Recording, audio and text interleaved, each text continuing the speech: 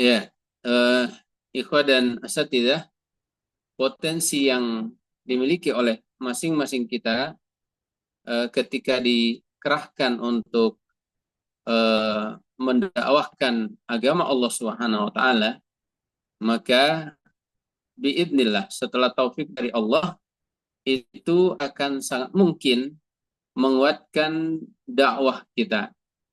Eh, Sudah kita pahami bersama bahwa program-program dakwah itu bukan hanya pada bagaimana kita bisa menjadi penceramah, ya, tetapi banyak hal yang bisa kita lakukan, ya.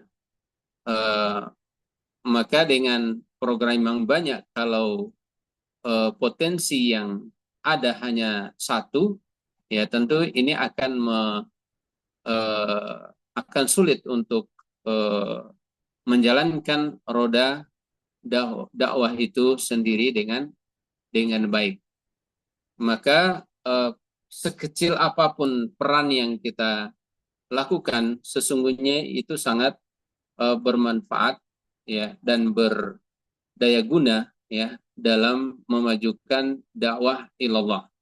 Kita sama mengetahui bahwa Nabi Shallallahu Alaihi Wasallam diutus oleh Allah Subhanahu wa taala dalam rangka untuk memenangkan Islam di atas agama-agama. Walladzi arsala rasulahu bil huda wa dinil haq liyudhhirahu. Allah yang mengutus utusannya Rasul Muhammad sallallahu alaihi wasallam, nabi kita, bil huda dengan petunjuk, dengan hidayah, wa dinil haq dan agama yang benar, liyudhhirahu agar memenangkannya, ala dini kulih atas agama semuanya. Iya. Jadi Allah Subhanahu wa taala mengutus nabi kita sallallahu alaihi wasallam dalam rangka untuk memenangkan agama ini. Maka siapapun dari kita yang melalui jalan yang agung ini, dia telah mengambil bagian dalam memenangkan Islam di atas agama-agama yang lain. Isme-isme yang ada di muka bumi ini seharusnya ditenggelamkan, seharusnya dilenyapkan, karena dia akan menggelincirkan manusia dari jalan yang lurus, ya, ke jalan yang tersesat. Ya, wa anna hadza sirati mustaqima fattabi'uh. Allah mengatakan, dan bahwasannya inilah jalanku, ya, mustaqima yang lurus, ya, jalanku yang lurus, fattabi'uh, maka ikutilah jalan ini, wala tattabi'us subul, dan jangan mengikuti jalan-jalan di sekitarnya, di sekelilingnya, ya. Fatafarraqa bikum an sabilih, niscaya jalan-jalan itu membuat kalian menyimpang dari jalan Allah Subhanahu wa taala. Maka eh, ketika kita telah yakin, ya, bahwa kita adalah orang yang melalui jalan yang dilalui oleh baginda Sallallahu Alaihi Wasallam, maka sepantasnya kita bangga dengan jalan ini dan kita berupaya untuk memaksimalkan nikmat Allah Subhanahu Wa Taala ini. Kemudian dengan kita berupaya untuk mengambil bagian dalam program-program dakwah. Setidak sekalian yang dimuliakan Allah Subhanahu wa taala, keberhasilan dan tidaknya dakwah, berhasil dan tidaknya dakwah itu sangat erat, sangat berpengaruh, ya, terhadap kualitas seorang dai, ya. Ada beberapa komponen yang harus terpenuhi dalam medan dakwah atau dalam perjuangan dakwah ini. Salah satu yang paling penting adalah dai itu sendiri. Maka dibutuhkan dai yang hebat, ya. Dengan dai yang hebat, insya Allah dakwah akan kuat, ya.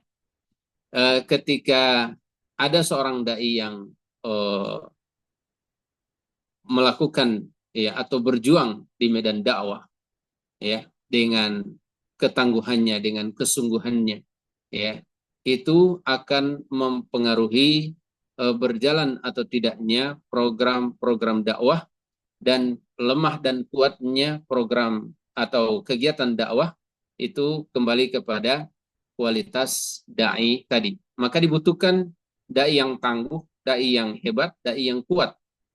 Iya. Sebab apa?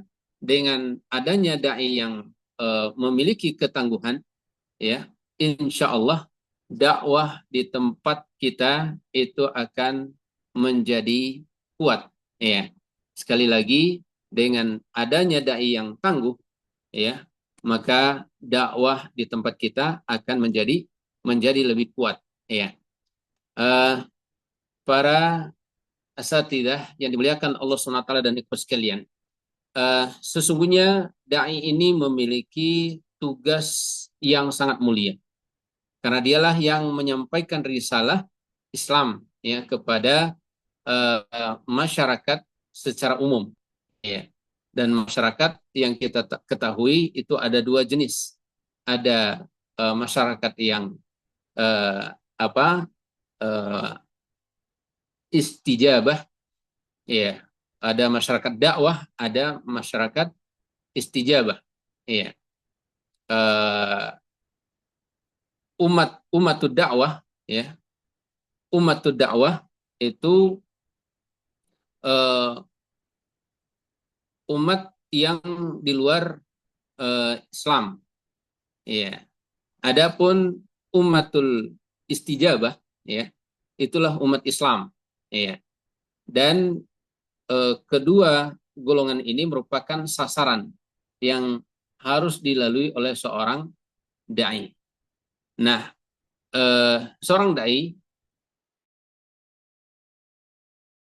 dia sebagai seorang dai yang mengajak, ya, tetapi dia harus memiliki eh, apa ketangguhan dalam tiga hal.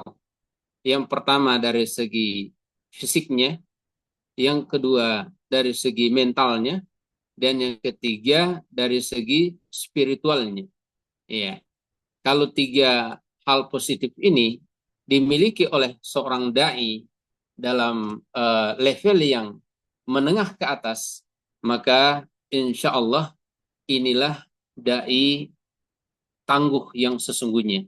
Jadi dai tangguh atau dai yang hebat itu bukan tentang dai yang jago berbicara di atas podium dengan berbagai retorika yang memukau, ya, tetapi dia adalah orang yang dengan ketawaduannya menjaga keistiqomahan dalam ketaatan kepada Allah Subhanahu wa taala serta menjaga nilai-nilai spiritual, kemudian etika dan juga uh, akhlaknya, ya, moralnya dia perhatikan dengan baik, ya. Itulah dai yang tangguh, yang memiliki kesabaran yang tinggi, ya, dalam menjalankan amanah dakwah yang dipikulkan atas dirinya. Maka dai yang tangguh itu dia harus memiliki akidah yang kokoh. Iya. Makanya dalam surah Hud Allah Subhanahu wa taala berfirman eh, fastaqim kama umirta. Ya, fastaqim kama umirta. Maka tetaplah kamu pada jalan yang benar sebagaimana yang diperintahkan kepada kamu. Ya, dalam surah Hud ayat 112. Ayat ini dalam bentuk perintah, ya, dalam bentuk perintah agar seorang dai itu harus memiliki kekuatan akidah dan istiqomah di atasnya. Dan orang yang memiliki akidah yang kuat itu akan mudah untuk menghadapi tantangan-tantangan yang dia rasakan di jalan dakwah. Karena hakikat dakwah itu adalah penuh dengan onak dan duri, penuh dengan tantangan dan rintangan yang membutuhkan mental, ya, akidah yang kuat dari seorang dai, ya. Dia jangan sampai terkikis prinsip akidahnya hanya karena ingin agar apa yang dia sampaikan itu diterima oleh orang-orang di sekitarnya. Iya. Boleh dia menggunakan metode-metode dalam dakwah, tetapi jangan sampai seorang dai mengabaikan masalah prinsip dalam dakwahnya, terutama berkaitan dengan akidahnya kepada Allah Subhanahu wa Ta'ala. Iya. Oleh karena itu, seorang dai harus benar-benar mempelajari, memahami dengan baik bagaimana sesungguhnya akidah yang benar, ya, sehingga tidak dengan mudah dia tergelincir, ya, sebab pemahaman tentang akidahnya sangat sangat bagus, ya. Makanya dalam tahapan pembinaan kita dalam metode tarbiyah di Wahdah Islamiyah, para ikhwas sekalian, ya, dalam marhalah ta'rif itu sangat dipentingkan, ya, agar penanaman akidah ini harus sudah lunas, harus sudah selesai, tidak boleh ada kecondongan kepada isme-isme yang bertentangan dengan akidah Islami, ya. Ini yang harus dimiliki oleh seorang dai yang hebat, yang kuat. Kemudian yang berikut adalah kuat dalam ibadah, ya, kuat dalam ibadah kepada Allah Subhanahu wa Ta'ala. Para ikhwas sekalian, kekuatan seorang dai dalam ibadah itu bukan hanya dilihat dari ibadah yang fardunya atau yang wajibnya. Sebab kalau dia hanya berpatokan pada ibadah-ibadah yang fardu, maka orang-orang biasa pun sudah membiasakan ini. Ya, mereka sudah menjalankan ibadah-ibadah yang fardu.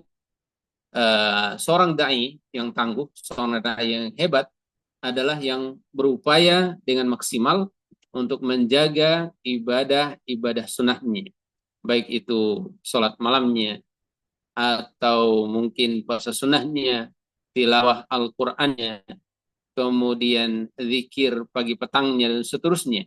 Dia tidak mengabaikan itu semua. Amalan-amalan sunnah, ya, sebagai tambahan dari amalan wajib itu menjadi makanan keseharian.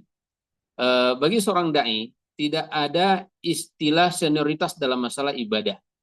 Iya, tidak ada istilah senioritas dalam masalah ibadah. Artinya bahwa karena dia sudah lama menjalankan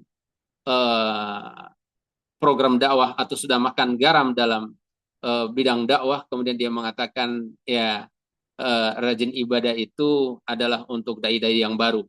Adapun yang lama, ya, sudah banyak pengalamannya.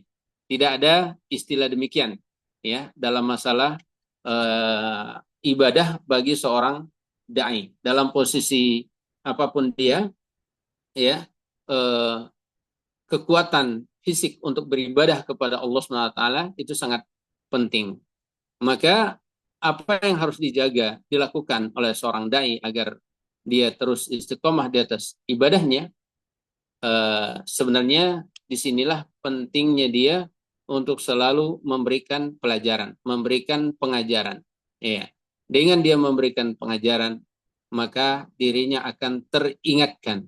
Tapi kapan dia meninggalkan dakwah, maka di saat itu kekuatan ibadahnya pun akan melemah, dan yang sangat-sangat disayangkan nantinya adalah ketika malah dia futur, ya, dalam berdakwah, sehingga yang tadinya bersemangat untuk menyampaikan, untuk mengajak orang lain, malah dia yang menjadi objek dakwah. Ya, ini yang sangat disayangkan. Maka jaga kontinuitas, kebersinambungan ibadah kita, ya, kepada Allah Subhanahu wa Ta'ala, niscaya Allah akan menjaga keistiqomahan kita dalam dakwah di jalan Allah Subhanahu wa taala.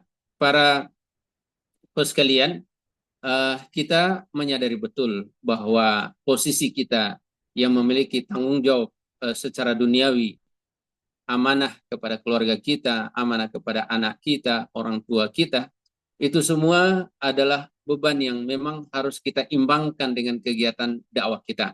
Jangan sampai itu semua mengalahkan mengalahkan kegiatan dakwah kita, ya, sehingga tidak ada prinsip keberimbangan, ya, dengan alasan keluarga, dengan alasan urus anak dan seterusnya, ya, kemudian kita abaikan program-program dakwah yang telah kita canangkan bersama. Maka ikhwas sekalian, ini sangat terbantu ketika seorang dai itu menjaga kontinuitas ibadahnya, kebersinambungan ibadahnya.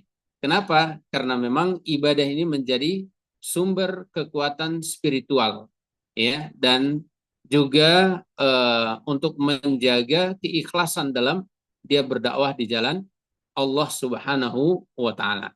Ya, kapan dia mengabaikan amalan-amalan ini, maka yakinlah, ya, Allah Subhanahu wa taala justru mencabut, ya, keistiqomahan dari dalam dirinya, naudzubillah min dzalik.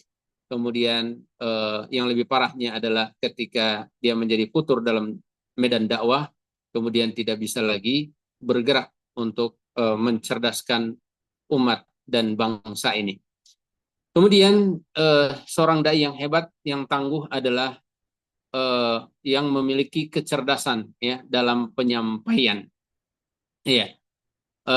Dai yang tangguh memiliki kecakapan berbicara yang baik. Iya.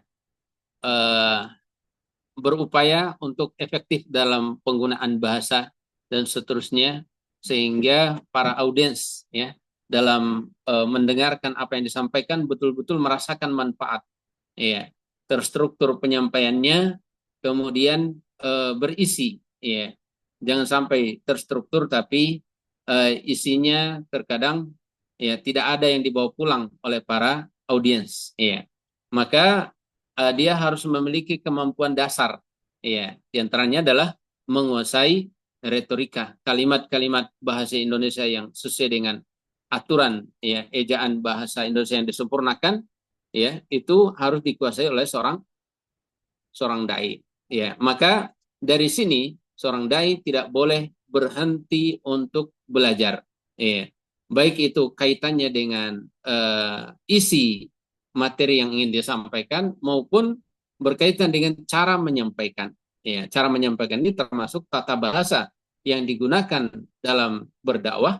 Ini juga bagi seorang dai penting untuk menyampaikan, untuk belajar, ya, cara penggunaan tata bahasa yang benar, ya, dalam dia berdakwah itu penting untuk dia menguasai, ya, sehingga dengan demikian apa yang disampaikan itu benar-benar dirasakan manfaatnya oleh para pendengar, ya. Kemudian ikhwas sekalian, yang tidak kalah pentingnya juga adalah seorang dai harus memiliki akhlak yang mulia. Ini jelas, ya, bahwa akhlak ini kebutuhan setiap masyarakat. Bahkan orang itu diangkat nilainya, ya, di tengah-tengah masyarakat ketika dia memiliki akhlak, ya. Terkadang orang memiliki ilmu tapi akhlaknya kurang bagus, ya, misalnya ada kesombongan, ada keangkuhan, ya, maka orang pasti akan mundur, ya, secara teratur, ya, dari dari majelisnya dan tidak lagi mau untuk mendengarkan, ya. Maka akhlak ini harus betul-betul dijaga, ya, muruah atau wibawa, ya, seorang dai itu harus betul-betul dijaga dengan baik. Kalau tidak, ya, maka itu akan berpengaruh kepada penerimaannya di tengah-tengah masyarakat.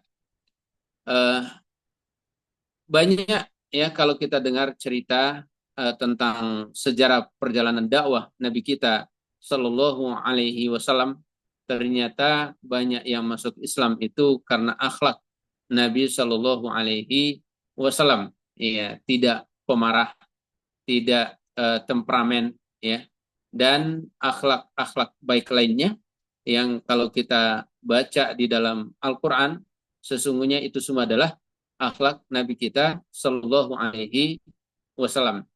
Ya, di antara kepribadian yang harus dimiliki oleh seorang dai adalah hendaknya memiliki pemahaman Islam yang benar-benar mendalam. Iya, tidak hanya memahami Islam ini separuh-separuh. Nah, ini sangat sangat berbahaya.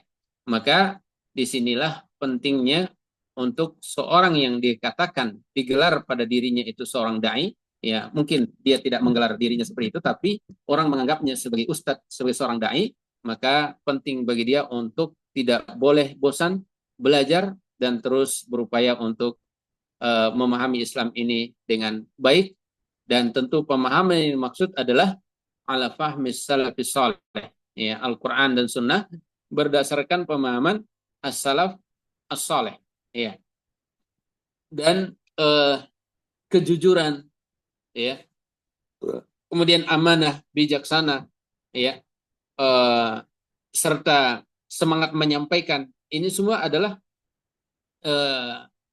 akhlak yang harus dimiliki oleh seorang dai. Ya. Bahkan itu sekalian, ketika seorang dai itu diam dengan ilmu yang dia miliki, maka orang tidak akan tahu, orang tidak akan mengerti apa yang ingin dia sampaikan kepada orang lain. Maka seorang dai memang harus sering-sering menyampaikan, diminta atau tidak diminta. Iya. Yang terjadi saat ini adalah dai yang menjadi mad'u. Iya. Simatupang, siang malam tunggu panggilan. Iya. Nanti dipanggil baru berdakwah, diundang baru berdakwah. Ya, seharusnya seorang dai dimanapun dia berada, ya, harus berupaya untuk selalu menyampaikan apa yang dia pahami dari hadis-hadis yang dia hafal, dari faidah ayat Al-Quran yang dia hafal, ya. Dia berupaya untuk menyampaikannya sedikit demi sedikit. 5 menit cukup, ya, setiap selesai sholat minta, ya, kepada pengurus masjid, imam masjid, takmir masjid dan seterusnya. Untuk apa? Itu tadi, membiasakan diri kita untuk menyampaikan apa yang kita ketahui, karena itulah tugas seorang dai. Jadi seorang dai itu bukan nanti menunggu diundang baru dia bisa menyampaikan. Nah, itu namanya dai yang mad'u, dai yang menjadi objek dakwah. Iya. Kemudian seorang dai perlu menjaga fisik dan mental yang kuat. Iya. Fisik kita tahu itu jelas, ya, dengan menjaga kebugaran badan, kemudian makanan yang cukup, ya, cukup menunya, ya. Ya, walaupun kalau Nabi kita Shallallahu Alaihi Wasallam itu memang bukan menjadi faktor utama, ya. Bahkan beliau itu jarang untuk nyala ke dapurnya, ya. Tetapi bukan itu yang kita mau mencontohi, ya, dalam arti bahwa saat ini insya Allah tidak ada yang seperti itu. Ya, pasti ada saja rezeki yang Allah karuniakan sehingga dapurnya terus menyala, ya, terus menyala. Tetapi memang ini menjadi faktor juga untuk kekuatan fisik sehingga dia tidak lemah dan malas dalam berdakwah. Ya. Dan selain fisik, yang perlu diperhatikan adalah mentalnya, ya, kesehatan mental. Kesehatan mental ini, ya, faktor yang terpenting adalah dengan kita banyak mengingat, ya, Rabb kita Allah Subhanahu wa taala. Karena cerdas-cerdasnya manusia, orang yang paling cerdas itu adalah orang yang banyak berzikir kepada Allah Subhanahu wa taala. Jadi zikir, ikhwas kalian, bisa membantu menguatkan mental kita, ya, menguatkan mental kita, akal kita. Ya, akal kita itu bisa dikuatkan dengan seringnya kita berzikir kepada Allah Subhanahu wa taala. Ya, Allah mengatakan inna fi ikhtilafil laili wan nahari uh, la ayatin inna fi khalqis samawati wal ard wa ikhtilafil laili wan nahar la ayatin li ulil albab. Ya. Sesungguhnya pada penciptaan langit dan bumi, pergantian siang dan malam, itu ada tanda-tanda ya kebesaran Allah bagi orang-orang cerdas. Siapa orang-orang cerdas itu? Ternyata sederhana sekali Allah Subhanahu wa taala menjelaskan, alladzina yadhkurunallaha qiyaman wa qu'udan wa 'ala junubihim wa yatafakkaruna fi khalqis samawati wal ard rabbana ma khalaqata hadza batilan subhanak faqina adzabannar. Ya. Allah SWT menyebutkan bahwa orang yang orang yang cerdas itu adalah orang yang terus mengingat Allah baik dalam keadaan berdiri, dalam keadaan duduk maupun berbaring. Ya. Kemudian dia menghayati, merenungi betul penciptaan langit dan bumi ini. Tentu bukan sekedar perenungan, tapi perenungan yang melahirkan ketundukan. Ya, ketika dia tunduk kepada Allah Subhanahu wa taala, maka dia akan mengatakan subhanak, ya Rabbana ma khalaqata hadza batila. Ada pengakuan, ya setelah perenungan itu ada pengakuan. Ya Tuhan kami, ya Rabbana, engkau tidak menciptakan semua ini sia-sia. Ya. Subhanak, maha suci engkau. Maka lindungilah aku kami dari azab neraka. Jadi perenungan yang melahirkan ketundukan, bukan perenungan yang melahirkan kesombongan. Mentang-mentang karena dia paham ayat, ya kemudian dia sombong. Bukan itu yang dimaksud. Tapi perenungan yang betul-betul melahirkan ketundukan kepada Allah Subhanahu wa taala sehingga dia banyak ruku dan sujud kepada Allah Subhanahu wa taala karena menyadari kehinaan dirinya, kerendahan dirinya di hadapan Allah Subhanahu wa taala. Jadi seorang dai itu harus betul-betul memiliki fisik yang kuat dengan memperhatikan makanan yang halal, ya, dan mental yang sehat dengan banyaknya dia berzikir kepada Allah Subhanahu wa taala. Jangan sampai ya seorang dai ya lalai dari berzikir kepada Allah Subhanahu wa taala. Ya, bahkan bisa jadi kalau kita memahami ayat ini dengan fahmul mukhalafah, pemahaman terbalik, ya bahwa orang yang tidak menghayati, merenungi penciptaan langit dan bumi, tidak tunduk ya di hadapan Allah Subhanahu wa taala, ya, maka itu adalah orang-orang yang kurang akal. Ya, kalau kita memahami ayat ini secara terbalik. Ya, artinya ketika dia adalah orang yang banyak merenung, banyak berzikir kepada Allah, kemudian hasil perenungannya itu membuat dia sadar diri, ya, rasa diri dan insaf diri, maka itulah kecerdasan yang sesungguhnya. Berarti ini adalah orang yang memiliki mental yang sehat, mental yang kuat, ya. Dan dakwah ini akan diemban oleh orang yang memiliki fisik yang kuat dan juga mental baja. Ya, kenapa dia memiliki mental baja? Karena hidayah yang Allah berikan ke dalam hatinya. Ikhwas sekalian, kemudian hal berikut yang perlu untuk kita pahami bahwa dakwah ini kita tahu dia keberhasilannya dengan izin Allah Subhanahu wa taala.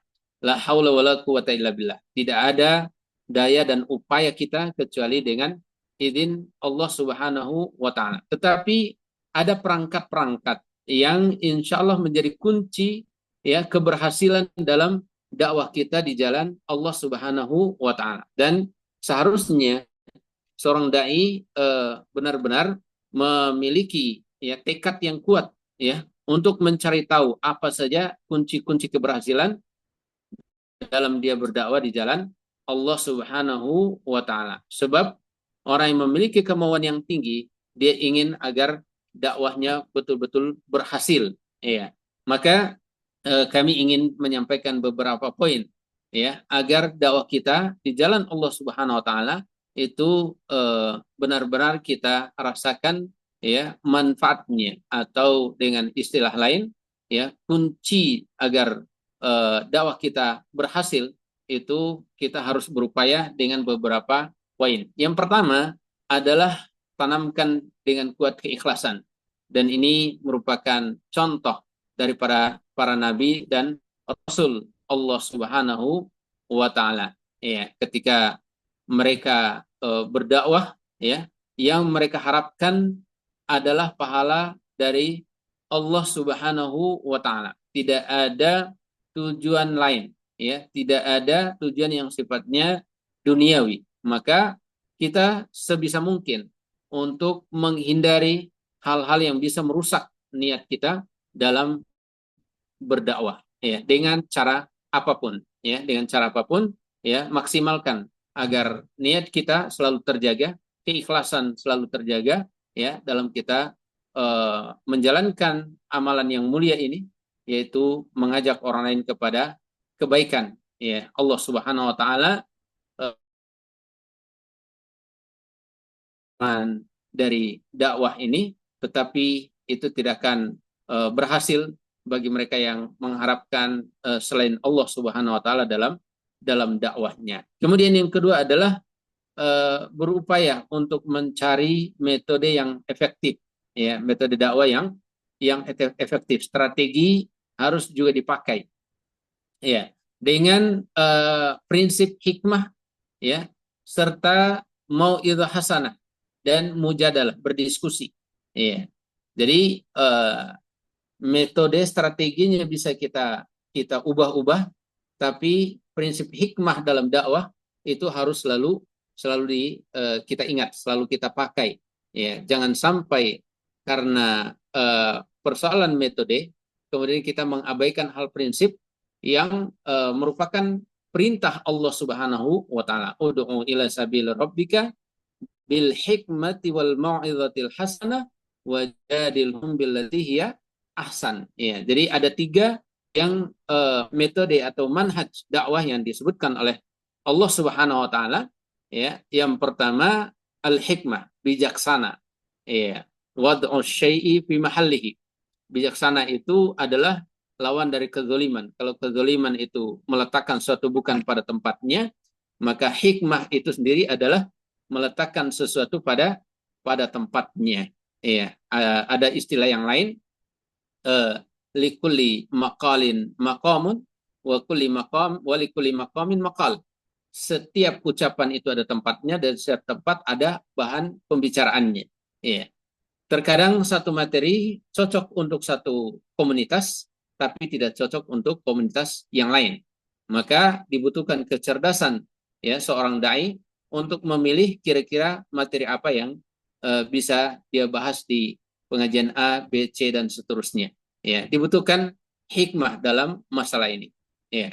Kemudian di media yang saat ini kita hidup di dalamnya, tidak boleh kita mengatakan itu adalah modern, perbuatan orang-orang yang bukan dari Islam.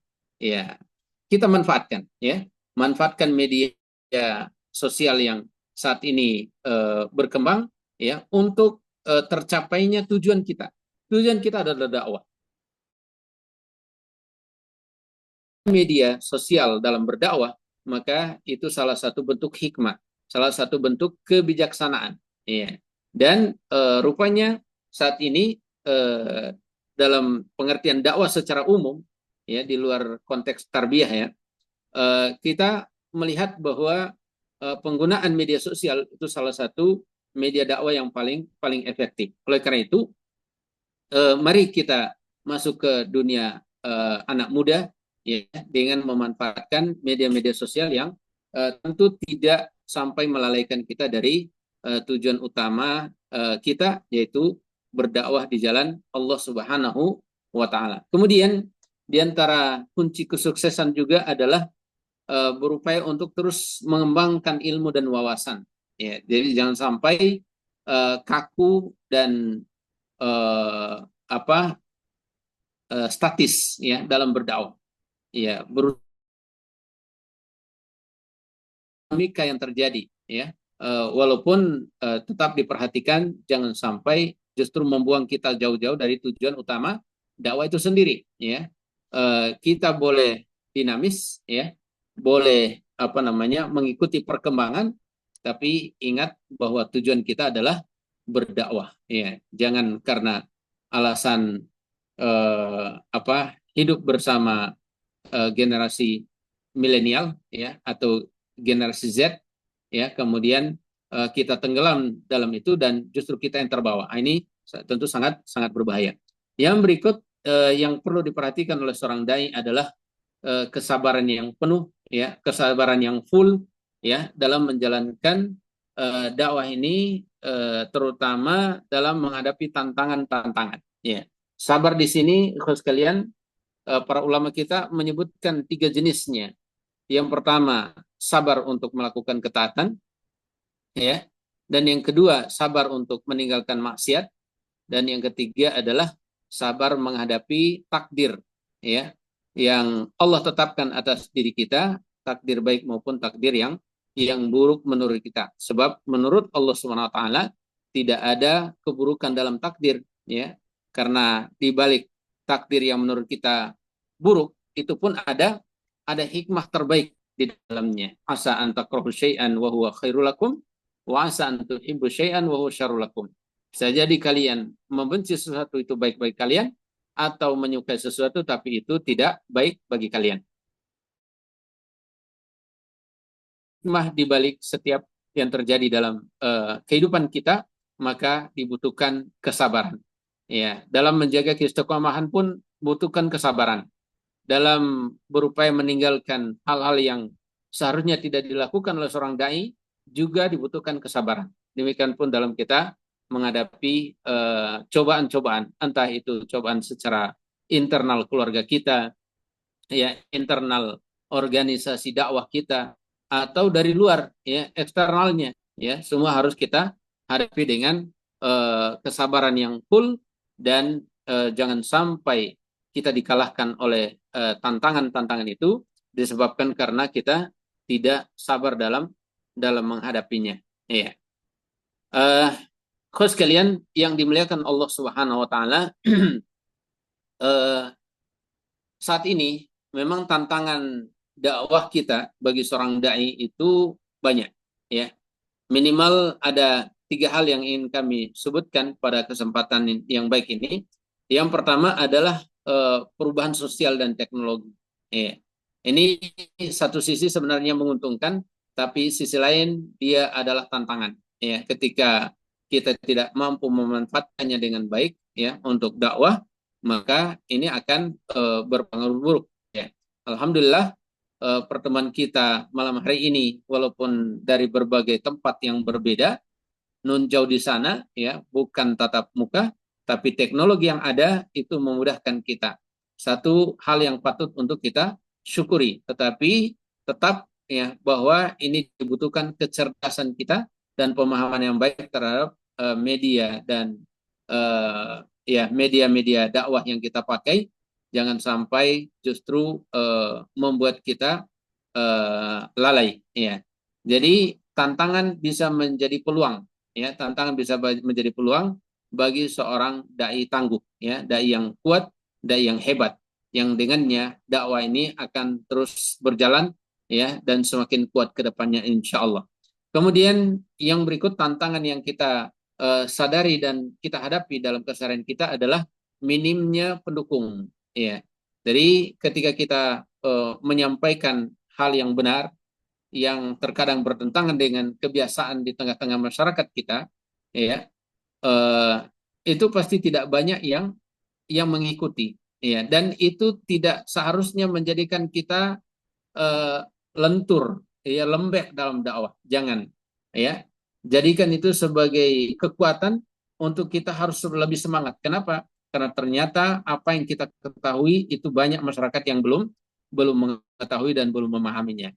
Ya, ketika kita memahami sesuatu, seharusnya kita lebih gesit dan lebih tertantang ya untuk terus berada di atas jalan dakwah ini, karena kita insya Allah kita sangat yakini bahwa ini adalah ikhtiarullah lana, ya, pilihan Allah SWT untuk kita, ya, di mana kita termasuk ke dalam golongan orang-orang yang berupaya bukan sekedar memahami apa yang kita ketahui, tapi juga mengamalkan dan mendakwahkan apa yang kita pahami dan kita amalkan selama ini. Dan itu memang sedikitnya orang yang mengikuti hal yang berbeda, itu hal yang lumrah.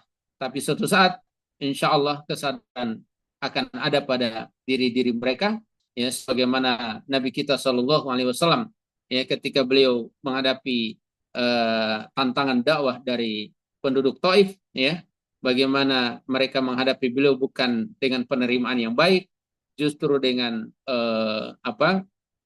kekerasan, tapi Nabi kita Shallallahu Alaihi Wasallam tetap memiliki harapan yang sangat luar biasa, yang terus tertulis dalam tinta sejarah, tinta emas sejarah. Ya, Nabi mendoakan bisa jadi, ya, mereka saat ini tidak beriman kepada Allah, tapi lahir dari tulang sulbi mereka, dari keturunan-keturunan mereka orang yang beribadah kepada Allah Subhanahu wa Ta'ala. Dan kita seharusnya demikian, ya, para ikhwas kalian, bahwa uh, kalau saat ini apa yang kita sampaikan itu belum banyak yang mengikuti, kita harus yakin bahwa suatu saat anak keturunan mereka pasti akan lebih menggunakan logikanya, dan insya Allah mereka akan menggunakan atau mengikuti dalil dari Al-Quran dan Sunnah dalam amalan-amalan kesehariannya, terutama yang kaitannya dengan ibadah kepada Allah Subhanahu wa Ta'ala. Kemudian tantangan berikut yang harus kita sadari, dan itu ada di sekeliling kita, adalah adanya perbedaan pemahaman dalam agama. Ya, jadi bukan hanya perbedaan agamanya. Ya, kalau perbedaan agama itu jelas, ini beriman dan ini tidak beriman. Tapi ini perbedaan dalam pemahaman. Dan disinilah dituntut seorang dai, ya, tantangan ini menuntut seorang dai untuk memperluas wawasan. Apakah pendapat ini memang ada dalilnya atau tidak? Yang saya bawa ini ada dalilnya atau tidak? Jadi seorang dai harus menguatkan apa yang dia amalkan itu dengan dalil-dalil yang betul-betul syar'i. Kalau tidak, maka dia, ya, wajib untuk rujuk, ya. Ar-rujuk ilal haqqi wajib, ya. Kembali pada kebenaran itu hukumnya wajib, ya. Dan dai-dai tangguh, dai-dai hebat itu sudah dicontohkan oleh para pendahulu kita, terutama Nabi kita Muhammad Sallallahu Alaihi Wasallam dan juga para sahabatnya yang sangat luar biasa mereka, ya, sehingga Islam ini bisa kita rasakan hingga saat ini. Insya Allah suatu saat ketika kita benar-benar berdakwah dengan tulus, dengan ikhlas, ya, kita ada atau sudah tidak ada lagi, Islam akan terus berjaya di bumi Ploba, Morata, Pulau Sumba Timur, Alor dan Lembata, insya Allah. Baik para ikhwah sekalian dan asatidah, demikian yang sekedar kami sampaikan. Mudah-mudahan ini bermanfaat terutama untuk diri pribadi kami, menguatkan keistiqomahan, ya, di atas agama Allah SWT, di atas jalan Allah SWT ini, dan insya Allah kita semua diberikan karunia keistiqomahan itu, dan terus berupaya untuk menjadi dai-dai tangguh, dai-dai hebat dimanapun kita berada. Amin ya rabbal alamin. Wassalamualaikum Muhammad walhamdulillahirabbil alamin. Dan kami kembalikan kepada moderator.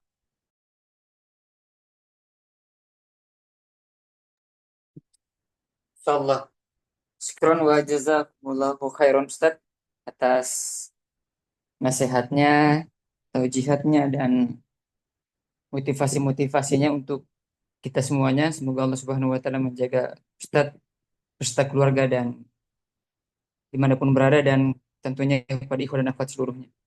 Alhamdulillah, semoga dari penyampaian yang disampaikan oleh Ustaz kita semakin memantik semangat kita untuk terus berada di atas jalan ini dan berdakwah dengan segenap potensi yang kita miliki.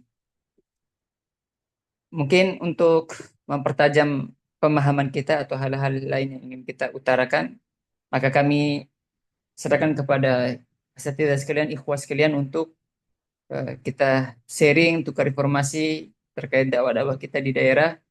Inilah momentumnya, untuk kita berbicara langsung dengan ketua kita, Ustadz Abdullah Syahrul. Kepada ikhwas sekalian, Ustadz sekalian kami persilakan. Silakan Ustadz DPD ND, DPD Pang, DPD Lembata, Darun Tukar, dan yang lainnya. Nagekeo.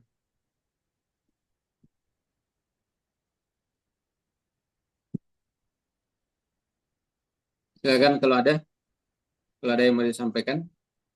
Mungkin ada yang mau sharing juga boleh. Ya, terkait dakwah Menyampaikan di daerah, pengalaman kondisi-kondisinya. dakwanya boleh, silakan. Fadlu. Ustadz Ustadz Ahmad, Ustadz Ahmad Suwardi, silakan.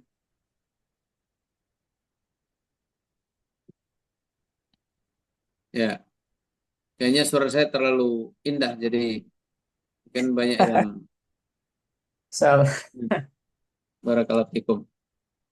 Saudara Ustadz, Ustadz Ahmad